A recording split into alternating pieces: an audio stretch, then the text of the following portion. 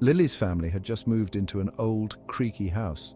It was full of shadows and hidden corners, the kind of place that sparked a thrill of excitement and a shiver of fear in Lily's stomach.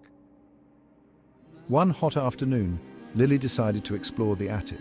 The air in the attic was thick with dust, and the smell of mothballs, cobwebs, clung to Lily's hair as she navigated through piles of forgotten treasures and covered furniture. In the farthest corner, tucked inside a dusty trunk, Lily found her. The doll was beautiful, with rosy cheeks, bright blue eyes that seemed to follow Lily, and a mop of golden curls. She wore a faded blue dress and held a tiny porcelain cat in her hands. Lily was enchanted.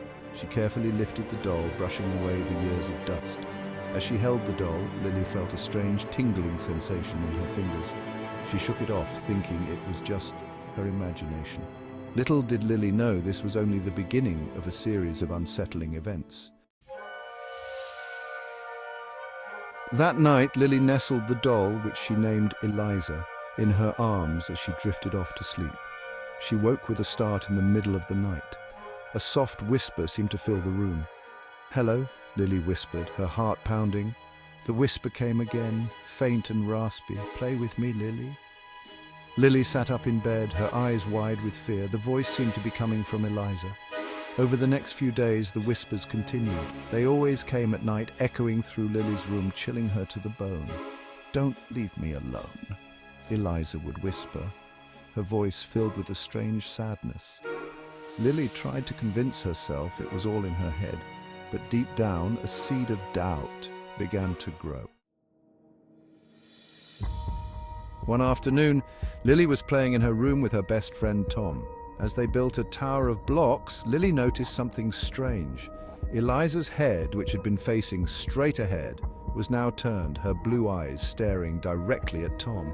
"Tom, look!" Lily cried, pointing at the doll. Tom turned, but Eliza's head was facing forward again. "It's just an old doll, Lily," Tom said, trying to sound brave, but Lily could see the unease in his eyes. Lily felt a chill run down her spine. She knew what she had seen. Eliza's eyes seemed to hold a malevolent glint, and for the first time, Lily felt a surge of fear towards the doll. Lily couldn't shake off the unsettling feeling that Eliza was watching them. She confided in Tom about the whispers and the way Eliza's head moved. To her surprise, Tom believed her. "My grandmother told me stories about dolls like that," Tom said, his voice low. She said they could be haunted. Tom's grandmother had always told him stories about the supernatural. She claimed some objects held the spirit of their previous owners. Tom always dismissed them as spooky tales, but now he couldn't help but feel a shiver of fear. He told Lily that they needed to get rid of the doll. "We need to put it back where you found it," he insisted. Lily hesitated. She'd grown attached to Eliza, despite everything.